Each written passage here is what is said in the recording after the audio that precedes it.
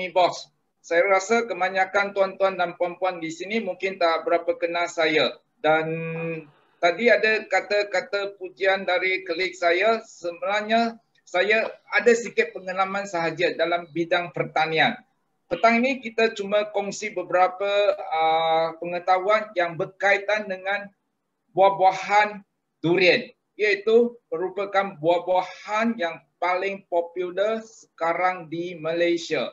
Bukan sahaja di kampung tapi di bandar, di Kuala Lumpur, di seluruh dunia. Semua orang sebut pasal durian Musang King dari Malaysia. Okey, sebagai permulaan, saya rasa kita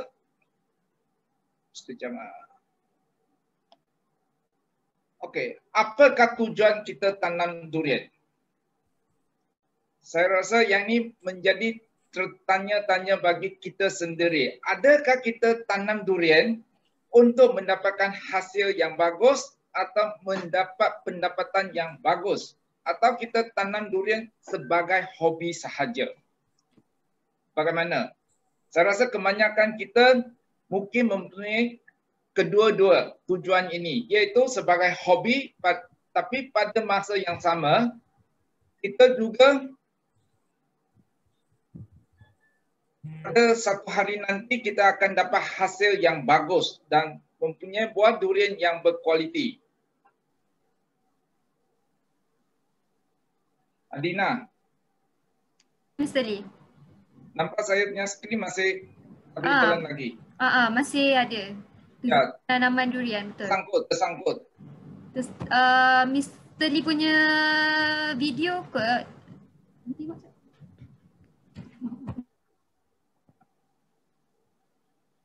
Okey, dah.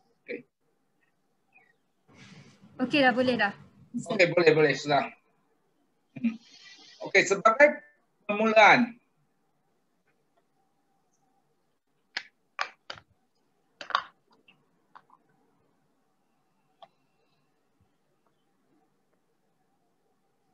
bagaimana kita nak menceburi dalam bidang tanaman durian ini? Dan sekarang kita dah tahu bukan sahaja orang yang tinggal di kampung sebagai petani, tapi ada pelabur dari Kuala Lumpur, di Pekan, di bandar, mereka tak ada pengalaman pertanian pun nak tanam durian juga. Yang ini menjadi satu, kita kata,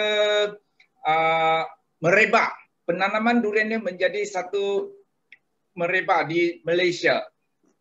Tak kisah di mana, asal kita ada tanah, semua orang fikir nak tanam durian. Betul ke tidak? Tak kira 1 ekar atau 10 ekar atau 1000 ekar. Di kampung mungkin ada tempat yang beberapa ribu kaki persegi di tepi rumah pun bercadang nak tanam durian. Tapi ada syarikat besar, peladangan beribu-ribu ekar pun nak tanam durian juga. Banyak. Okey, sekarang kalau kita nak tanam durian, bagaimana kita nak mulakan? Adakah kita gali satu lubang, tanam saja anak benih, begitu sahaja? Sebenarnya tidak. Penanaman durian bukan satu perkara yang senang dan ia merupakan satu pelaburan yang lama. Dan kalau ia merupakan satu hobi, kita juga nak tanam durian dengan bagus supaya kita gembira, bangga dengan tanaman durian kita. Dan kalau kita nak dapatkan tujuan begitu, kita mesti tahu apa itu durian. Kita mesti kawan baik dengan durian supaya kita boleh tahu keperluan durian. Dan bagaimana kita nak tahu kesemua pengetahuan ini? Salah satu cara merujuk kepada kawan-kawan kita yang ada pengalaman penanaman durian. Atau lebih tepat lagi, kita boleh merujuk kepada pakar-pakar durian. Sama ada dari syarikat, persendirian atau dari pihak kerajaan.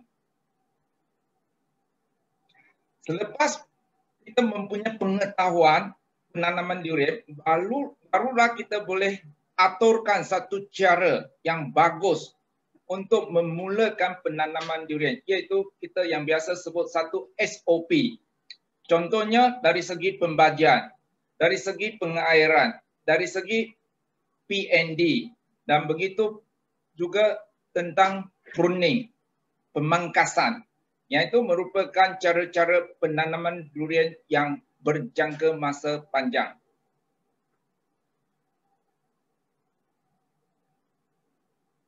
Saya harap setakat ini semua orang boleh ikut lah.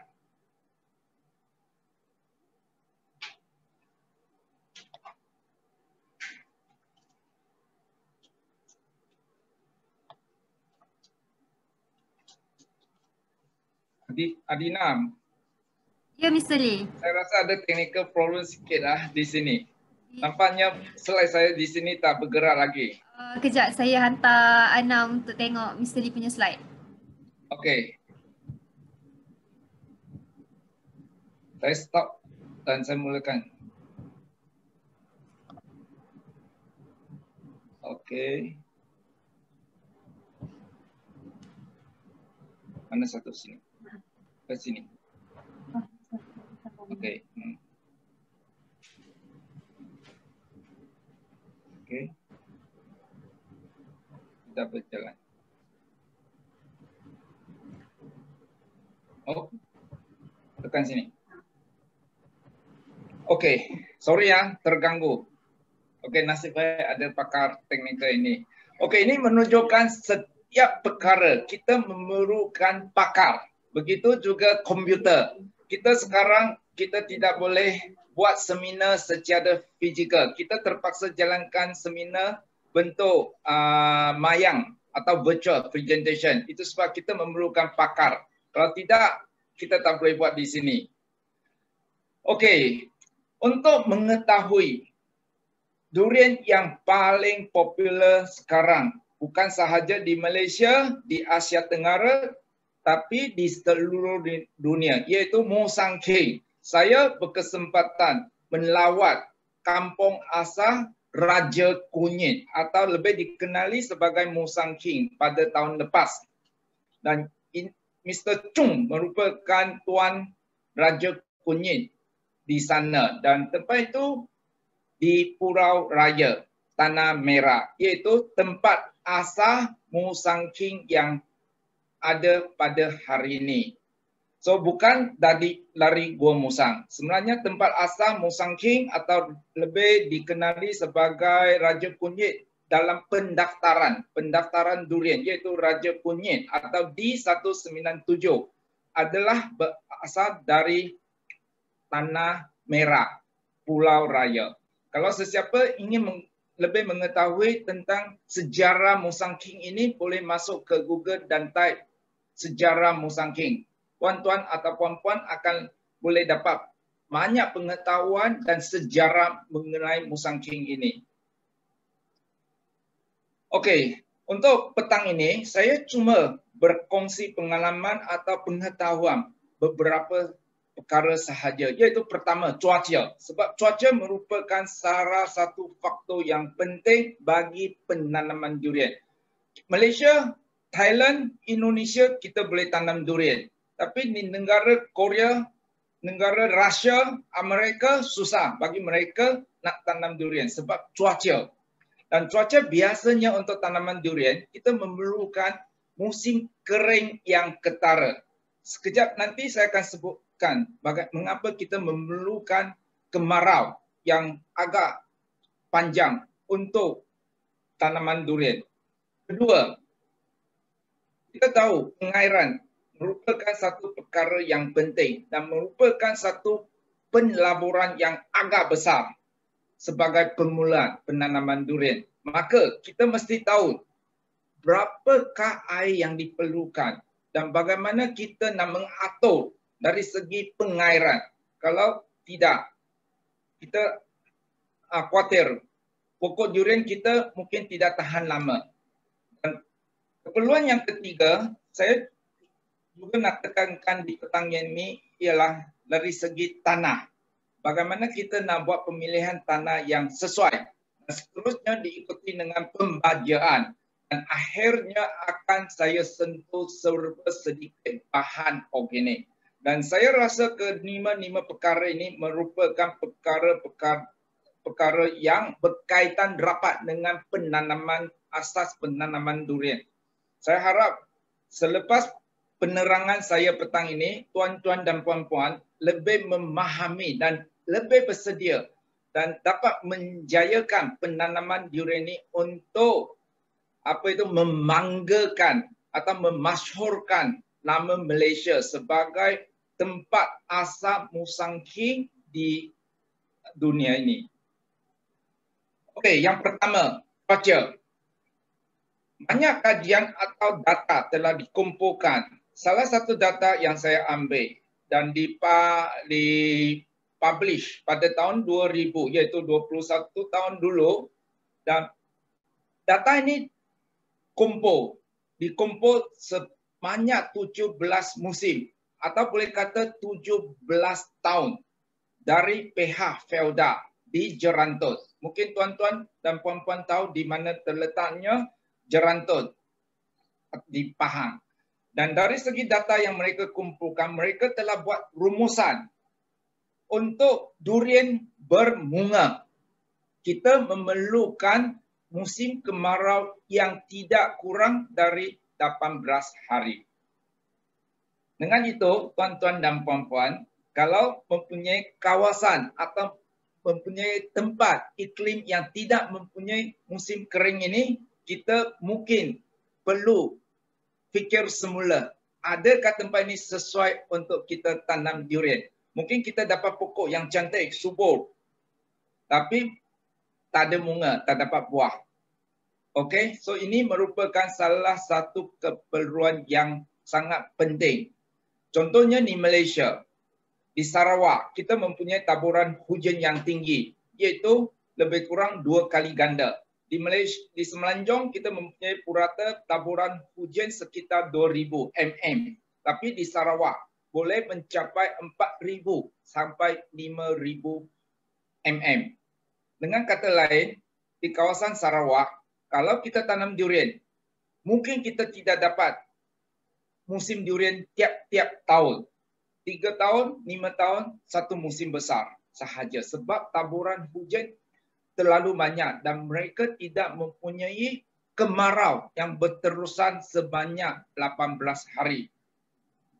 Okey, itu keperluan pertama. Tapi keperluan ini susah bagi kita nak kawal. Ini kita bergantung kepada Tuhan.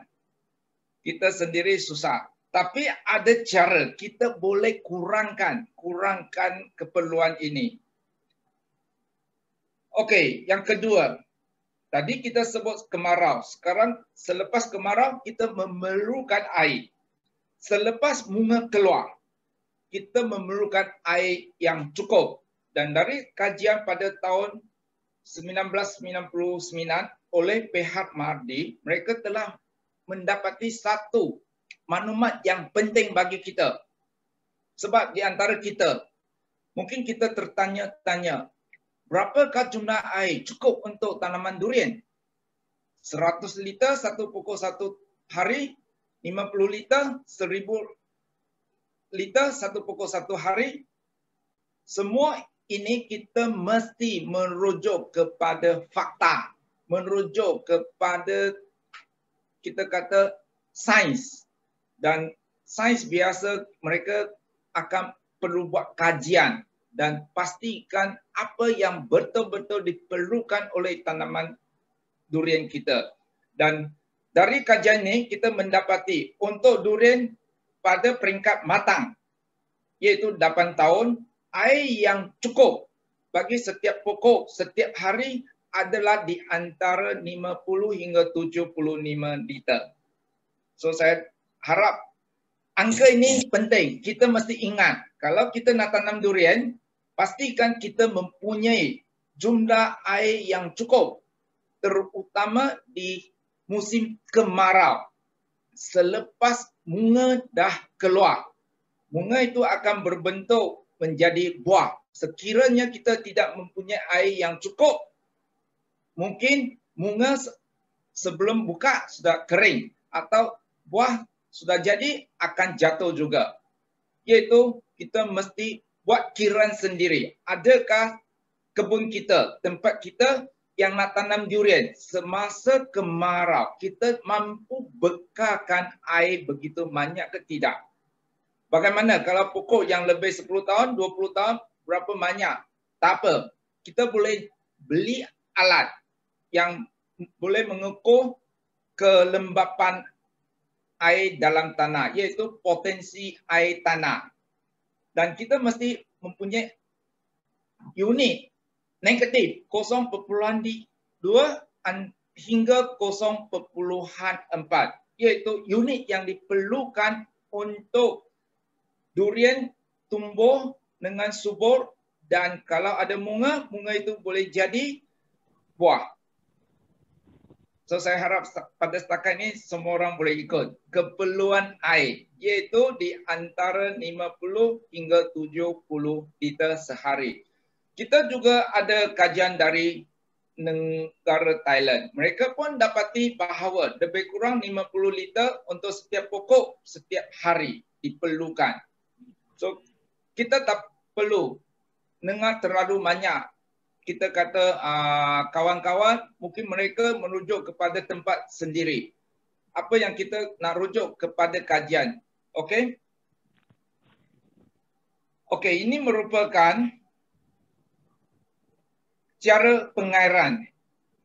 Gambar ini saya ambil dari negara Thailand. Di sana mereka gunakan 4 micro sprinkler di 4 segi ini untuk memberi air yang cukup bagi setiap pokok.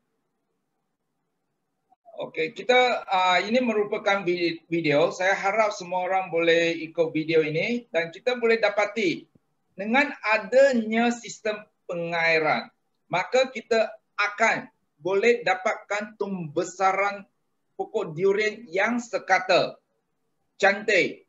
Semua pokok boleh bentuk 3 segi. Dan mempunyai buah bukan saja di satu pokok saja, tapi setiap pokok kita boleh dapat hasil yang bagus. Iaitu kepentingan air dari segi penanaman durian. Bagi sesiapa yang ingin menceburi dalam tanaman durian ini, sila pastikan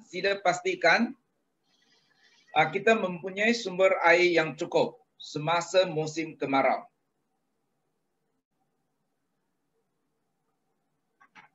Okey, dan gambar ni saya ambil di Bandar Baru Kedah, iaitu tempat di mana asalnya duri hitam. Dan tempat ni saya buat kunjungi selama 20 yang dulu, iaitu 2001. Duri hitam di Bandar Baru, Negeri Kedah. Pada masa itu mereka tak ada pasang pengairan dan di sana mereka guna makro sprinkler, iaitu sprinkler yang besar.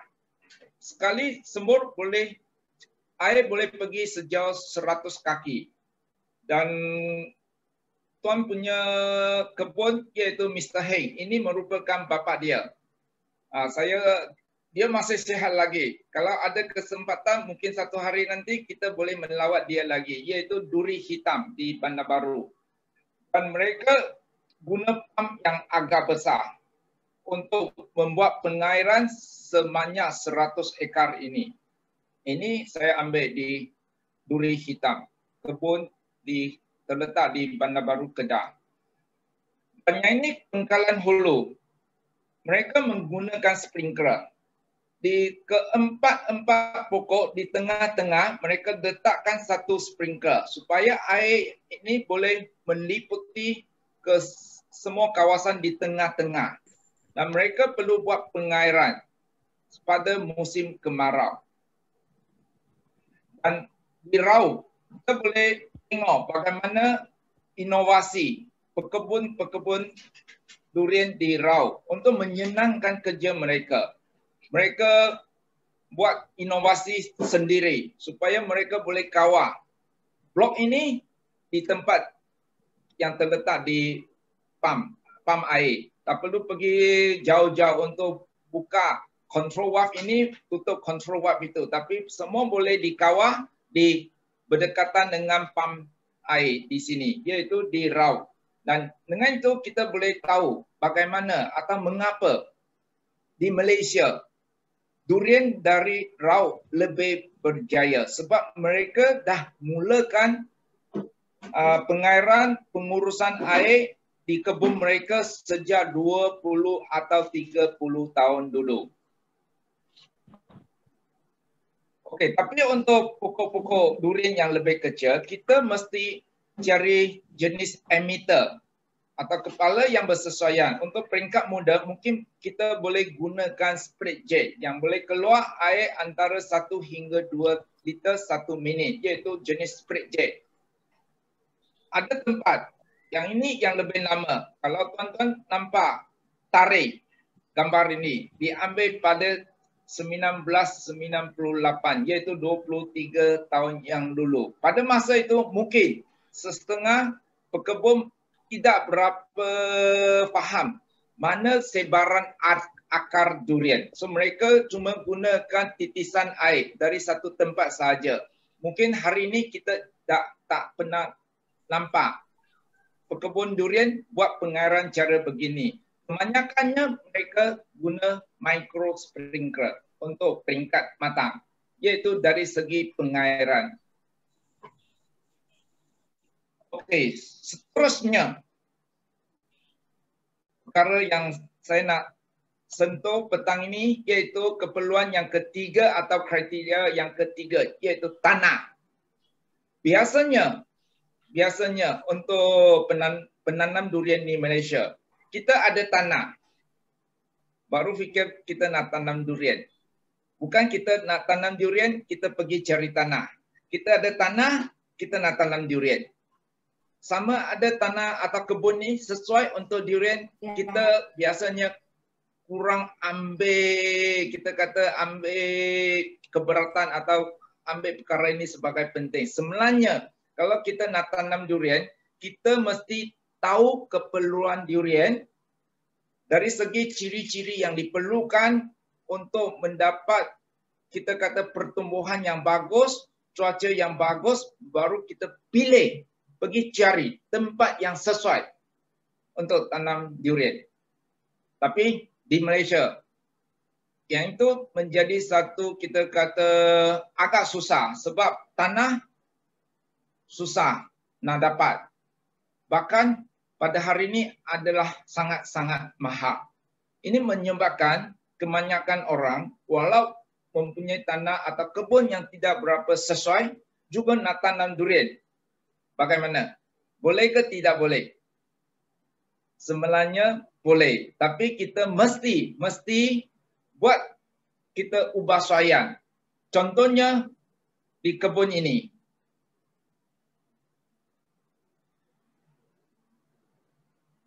Kebun ini merupakan satu kawasan rata. Dan pada musim kemarau, tanah ini agak cantik. Tapi di musim hujan, kawasan ini akan ditenggelami air. Boleh sampai 1 kaki, 2 kaki, kadang-kadang jadi 3 kaki. Bagaimana tuan punya tanah nak tanam durian? Terpaksa buat satu platform yang agak tinggi. Contohnya di sini, mereka buat platform setinggi 2 meter atau 6 kaki untuk elak dari tenggelam air atau dibanjiri air. Sebab kita tahu durian sangat sensitif kepada takungan air. Durian memerlukan air, tapi pada masa yang sama tidak boleh ada takungan air. Kalau tidak, kesemua atau kebanyakan akar akan rebut dan pokok itu akan mati atau diserang penyakit. So, tuan punya tanah ini mengubah suai dengan kemampuan sendiri. Dan perkara ini saya rasa bukan semua orang kita boleh buat, sebab nak buat platform ni mengambil masa yang panjang dan kos yang tinggi. Tapi kalau kita ada hati, kita boleh buat juga. Terutama untuk tanaman durian. Okey, kita mesti memilih tanah yang subur dan tidak menakung air. Ini merupakan dua faktor yang utama. Kalau tanah kurang subur, kita mesti buat ubahsuaian. Kalau tanah menakung air, kita juga perlu buat penyelesaian.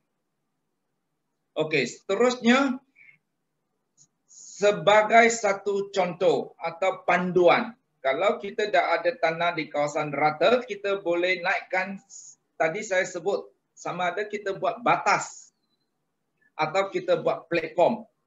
Yang ini bergantung kepada kemampuan masing-masing.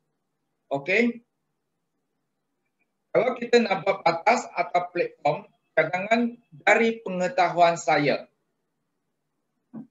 dah buat kunjungan kebun durian sejak 80-an sampai hari ini dah lebih 30 tahun. Dan saya juga berminat sebagai hobi saya belajar mengenai tentang durian. Dan dari gabungan pengalaman dan pengetahuan saya cadangkan tuan-tuan dan puan-puan, kalau kita nak tanam durian, kita mesti mula dari awal. Kita mesti buat cara yang sesuai dari permulaan.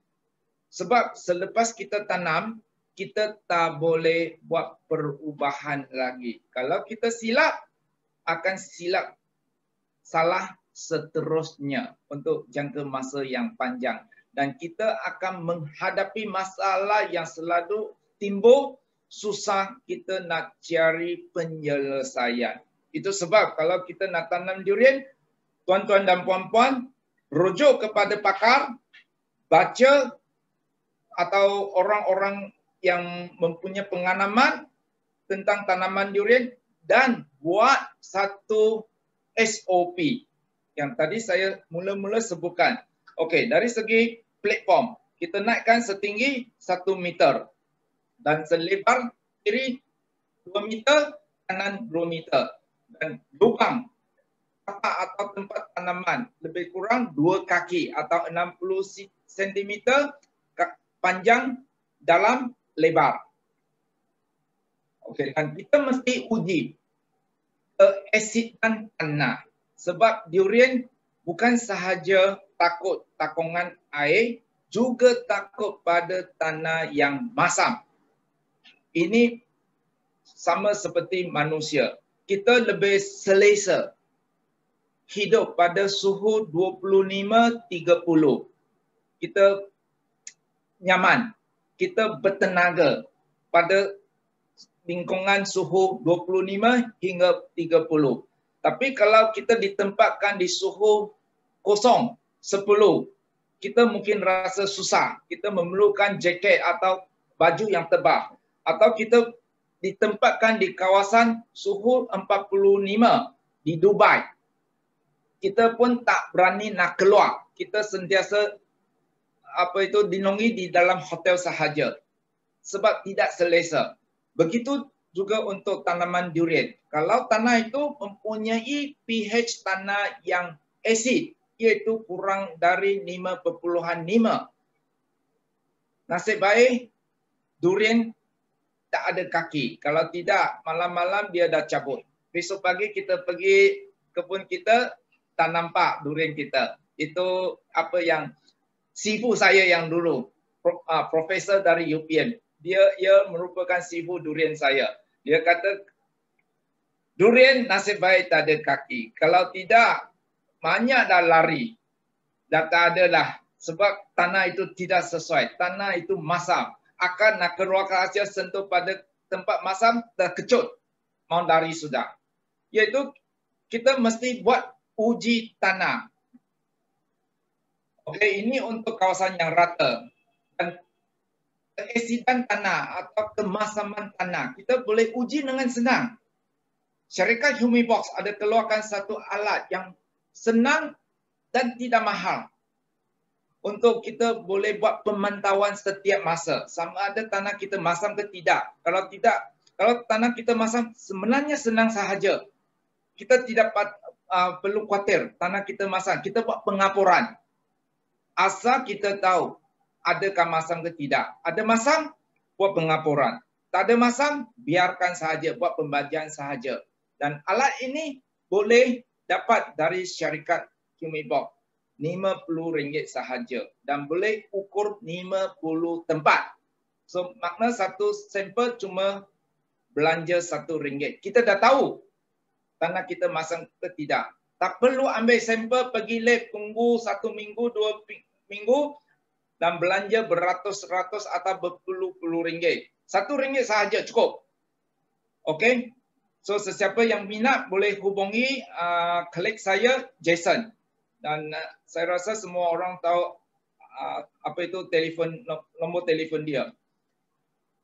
Okey, untuk kawasan yang berbukit, sebab sekarang nak cari tanah rata bukan senang. Dan yang berdekatan dengan tepi jalan lagi susah. Kalau kita mempunyai tanah yang berbukit, maka teres perlu dijalankan. Buat teres. Dan kita mesti buat lain sikit. Dan mengapa saya cadangkan begini di sini? Adalah saya mengambil pengetahuan saya yang saya faham tentang keperluan durian. Saya cadangkan kita buat saluran peparitan di dalam supaya kalau musim hujan air yang turun mengalir dari cerun ini boleh bertakung di peparitan dan disalurkan ke tempat-tempat peparitan kita. Dan kita buat sudut mempunyai tapak yang lebih tinggi di hujung atau di bibir teres ini. Setinggi 1 meter. 1 meter. Dan kita tanam durian di tepi teres sini. Dan tepi teres ini biasanya mempunyai tanah topsoil yang lebih banyak. Yang lebih. Kalau kita tanam di tengah-tengah, boleh kata kebanyakan kawasan sini subsoil. Dan kita juga perlu ambil tahu, pada hari ini bukan senang kita nak cari pekerja. Tenaga pekerja kita ada balik, tak ada datang. So kebanyakan kerja, terutama pekebun durian, kita kena jalankan kerja-kerja sendiri. Dan kita perlu bergantung kepada jentera. Dengan itu, kalau kita nak buat teres, pastikan teres itu cukup lebar supaya jentera ringan, traktor ringan boleh melepasi. Ini menjadi sebab mengapa saya cadangkan tuan-tuan dan puan-puan kalau nak tanam di kawasan bukit, tanam di hujung, bukan tanam di tengah-tengah. Supaya kita boleh jalankan sediakan jalan untuk jentera kecil ini.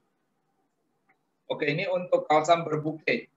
Okey, untuk keperluan seterusnya, iaitu pembajian. Selepas kita dah ada tanah, kita dah kata ada pengairan, kita dah tanam durian, seterusnya kita memerlukan buat pembajian yang sesuai untuk durian, bukan sesuai untuk saya sendiri. Kita tidak boleh buat anggaran atau kita kata kiran sendiri.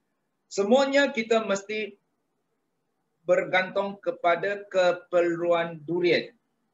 Sebab durian ia berlainan dengan kelapa sawit, ia berlainan dengan getah, ia berlainan dengan sayur-sayuran. Ia memerlukan jenis atau nutrien yang tak sama berbanding dengan tanaman-tanaman lain. Okey. Bagaimana kita tahu baja yang sesuai, baja yang cukup untuk tanaman durian?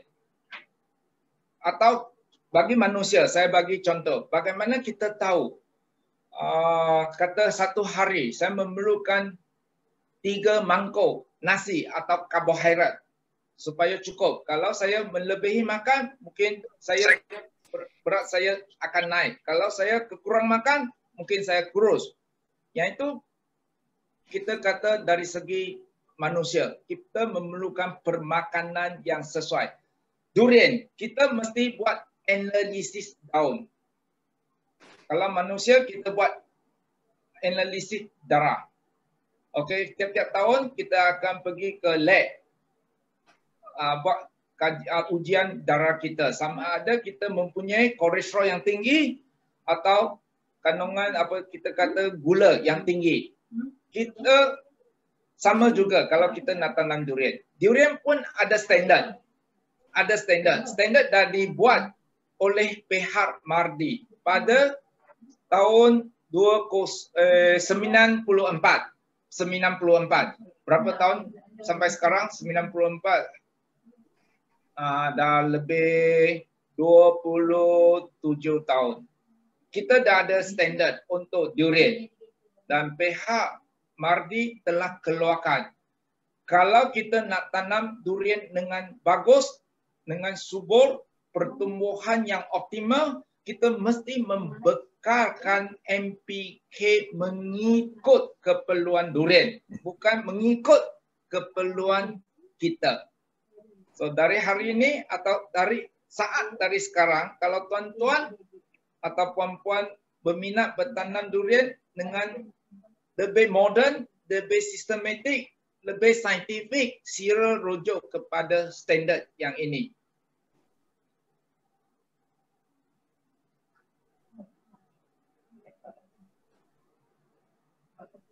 Okey, ini merupakan daun musang king. Saya rasa tuan-tuan di depan saya ni semua orang kenal daun musang king. Ia dah dengan D24.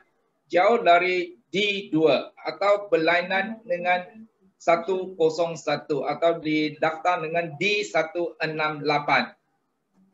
Kalau daun musang king yang subur, yang sihat, kita boleh kata hijau tua. Hijau tua dan daunnya bergelombang. Daun bergelombang. Dan kalau kita mempunyai baja yang cukup, yang sesuai, satu helai daun boleh capai sampai 8 inci atau 20 cm panjang.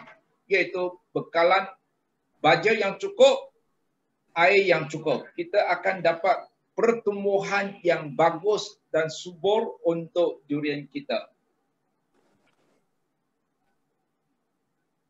Okey, dari pihak syarikat Humibox, kita juga keluarkan satu panduan untuk tuan-tuan dan puan-puan.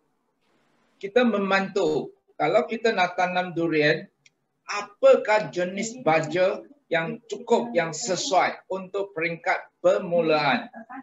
Kami cadangkan, kalau kita nak tanam di kawasan, kebanyakan tanah di Malaysia boleh kata agak masam. Kecuali tanah-tanah di Sabah Kunan atau tanah-tanah yang berdekatan dengan Bukit Batu Kapur. Iaitu contohnya Tamun, Ipoh, Perlis. Kawasan itu mereka mempunyai banyak bukit-bukit batu kapur. Kalau kita ada kebun di kawasan sana, kita boleh uji dari segi kemasaman tanah dan kita dapati tanah di kawasan sana tidak masam. Barangkali jadi akali iaitu pH melebihi 7. Tapi selain kawasan-kawasan yang tadi saya sebutkan tadi, boleh kata pH di antara 4 atau 4.5, kadang-kadang lebih bagus 5. Maka pengapuran menjadi satu faktor yang penting semasa kita tanam. Untuk lubang tanaman, kami cadangkan setiap lubang kalau pH-nya rendah dari 5.5, kita masukkan 200 gram satu kali semasa kita tanam. Dan diikuti dengan nugget 4 biji. Dan diikuti dengan kapur lagi setiap tahun. Selepas 1 tahun, kita guna 1 kilo.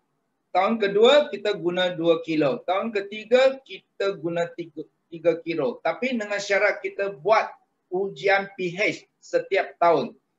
Kalau pH kurang dari 5.5, baru kita buat pengapuran.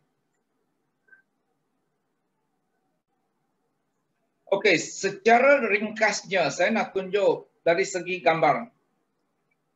Contohnya kita nak buat satu tapak untuk tanaman durian.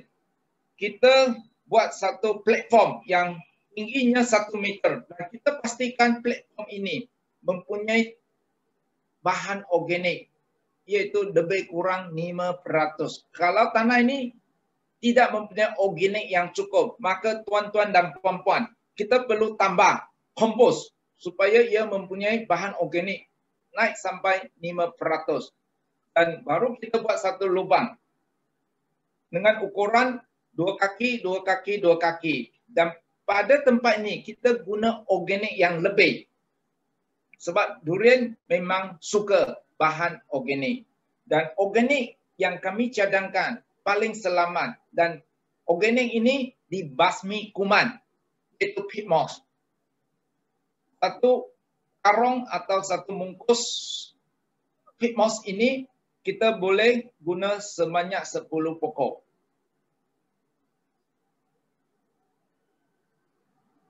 Okey, selepas kita masukkan anak pokok durian kita tembus separuh dan masukkan nagas di kiri kanan, di atas kita kata di empat penjuru. Timur, barat, utara, selatan, 4 penjuru, 4 biji masa itu. MB nugget. Dan MB nugget yang kita cadangkan, ia merupakan baja slow release. Apa maksudnya slow release? Kita buat pengairan atau hujan, ia akan larut.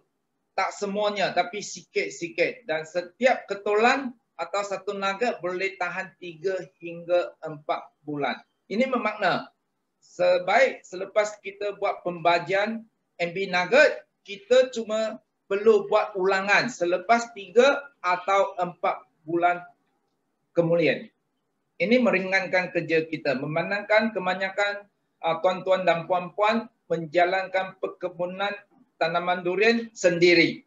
Salah satu hobi. Kita buat sendiri. Maka kita tidak, kadang-kadang tak ada cukup masa untuk buat pembajian setiap bulan. Kita boleh, kita kata, cuba nugget ini. Dan nugget ini diformulasi dengan kandungan P atau fosforus yang tinggi. Apakah fungsi fosforus? Saya rasa tuan-tuan dan puan-puan semua orang tahu, fosforus merupakan unsur nutrien yang membantu sistem pengakaran.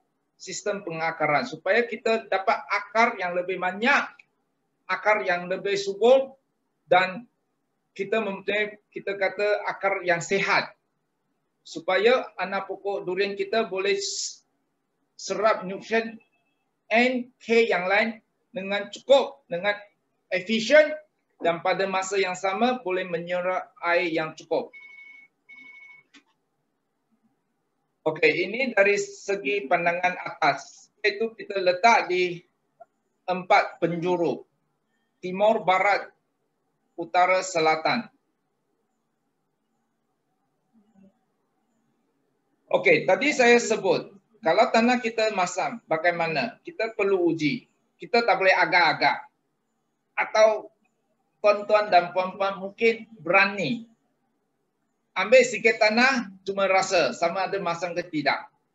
Kalau berani, cuba. Tapi saya rasa semua orang kita tak berani. Lebih baik ambil alat ini. pH meter, kita uji. Kalau tanah kita kurang dari 5.5, maka kita buat pengapuran. Hari ini, kita bernasib baik sebab kita mempunyai jenis kapur yang lebih mesra alam dan lebih mesra kepada kita, iaitu dalam bentuk butiran. Dulu kita pakai GML, serbo. Selepas kita tabur, muka, tangan semua jadi putih. Atau kalau kita guna kapur yang tak tahu sumber atau kita takut pilihan yang salah, mungkin kapur itu akan melecurkan tangan kita. Tapi McPrew yang kita cadangkan merupakan kapur yang butiran, bentuk butiran yang selamat, tidak akan lecurkan tangan kita atau lecurkan akar kita dan kita cuma guna 200 gram di masa penanaman. Okey, kita boleh tabur di sekitar bawah kanopi pokok.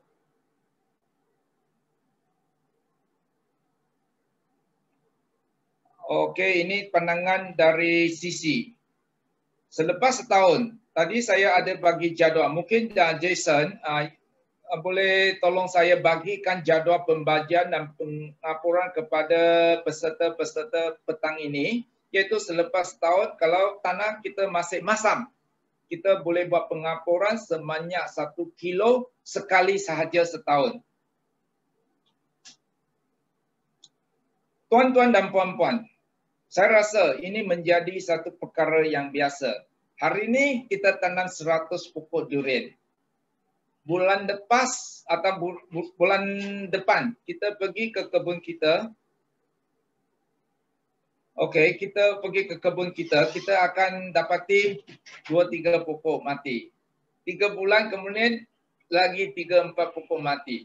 Saya boleh kata kebanyakan kematian durian kalau dari segi penyakit, ia adalah disebabkan kanker. Maka, kalau tuan-tuan, puan-puan nak elakkan atau buat pencegahan penyakit ini, kita boleh guna phosphorus acid atau jenamanya F400.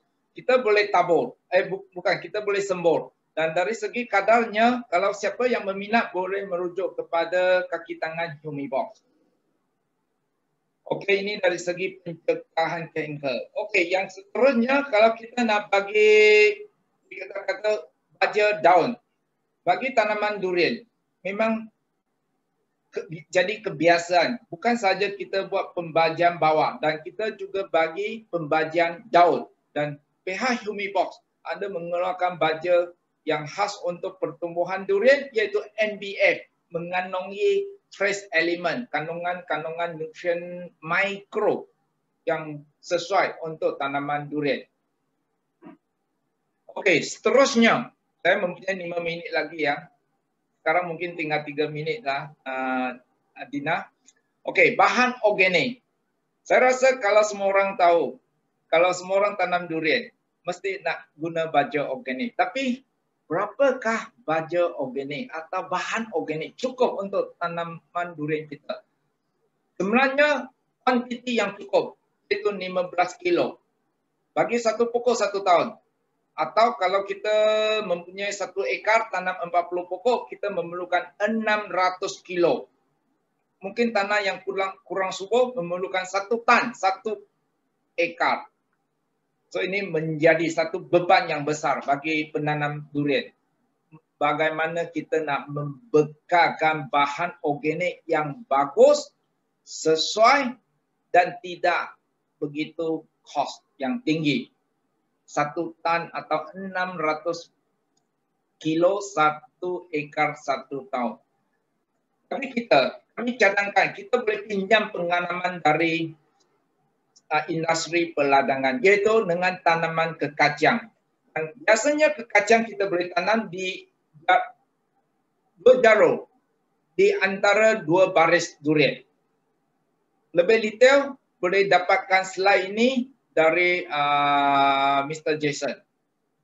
Dan kita membekalkan kacang jenis Ready MB, Mukuna, iaitu 1 ekar kita memerlukan 300 gram. Dan kalau kita nak membantu pertumbuhan Mukuna ini, kita boleh guna nugget. 1 beg cukup untuk 1 ekar. Kalau dari segi kawasan berbukit, kita juga sama. Tanam 2 baris di antara 2 baris durian. 1 di hujung teres, 1 di tengah-tengah cerun. Cara penanamannya seperti di gambar raja ini. Dan ini menunjukkan bagaimana kita tanam Mukuna Ready MB dan bersebelahan dengan naga untuk membekalkan baja sekali sahaja. Mukuna boleh cari baja sendiri selepas itu. Bahkan akan membekalkan baja kepada kita, tanaman kita. Okey, ini Mukuna. Dan hari ini mungkin ada pekebun durian, dia nak kebunnya cantik. Maka satu cadangan yang baru iaitu arakis, kekacang yang mempunyai bunga kuning, arakis. Nanti saya akan tunjukkan gambar. Okey, ini dari segi penanaman mukuna. Biasanya selepas tanam 3 bulan, dia akan berjalur. Dan selepas 6 bulan, ia akan menutup kesemuanya. Satu kawasan akan dipenuhi dengan mukuna. Dan kadang-kadang ambil masa sampai 9 bulan kalau lewat. Okey, ini merupakan kawasan atau kawasan durian, dusun durian yang dipenuhi dengan arakis. Betapa cantiknya kalau kita mempunyai kebun durian begini. Okey, ini merupakan tempat yang dipenuhi dengan mukuna. Dan biasanya mukuna akan menjawab soalan tadi, iaitu mukuna dapat membekalkan bahan organik sebanyak 13 tan 1 tahun 1 hektar. Dan organik cukup untuk kegunaan atau keperluan tanaman durian ini. Ini bermakna kalau kita ada tanaman mukuna ready MP, kita selesai, kita tak payah khawatir, kita tak payah perlu risau bahan organik untuk tanaman durian kita. Mukuna akan boleh tahan teduhan dan ia tumbuh berkekalan sekali tanam sahaja. Sama dengan durian, sekali tanam sahaja boleh tahan selama-lamanya. Okey, ini mukuna. Hari ini saya dapati ada pekebun durian tanam di mukuna di tengah-tengah. Okey, dan arakis di tapak yang berdekatan dengan durian. Okey, kalau kita bagi Humi Box, tuan-tuan dan puan-puan berminat boleh dapatkan produk dari Humi Box. Contohnya Ready MB, harganya di sini. Kita juga jual biji arakis dan kita juga ada bekalkan peat moss. Harganya semua di sini. Kita agak transparent. Dan kita mempunyai kapur jenis butiran, McPrio, nugget, pembajian untuk tanaman durian dan mukuna. Dan kita mempunyai baja folia, pH meter untuk ukur tanah. Dan sekiranya ada masalah penyakit, kita boleh dapatkan phosphoric acid. F400 untuk pokok matang, kita boleh guna jarum, Chemjet. Dan sesiapa yang berminat, boleh hubungi rakan sekerja saya di Johor, Mr. Jason. Di Selangor, Emilia, Miss Emilia. Di Pantai Timur, Encik Faiz. Dan di kawasan utara, Perak, Pulau Pinang, Kedah, Mr. Go. So nombornya ada di sini. Tuan-tuan yang berminat boleh snap foto ini atau slide ini. Saya rasa itu saja. Sekian, terima kasih. Semoga berjaya.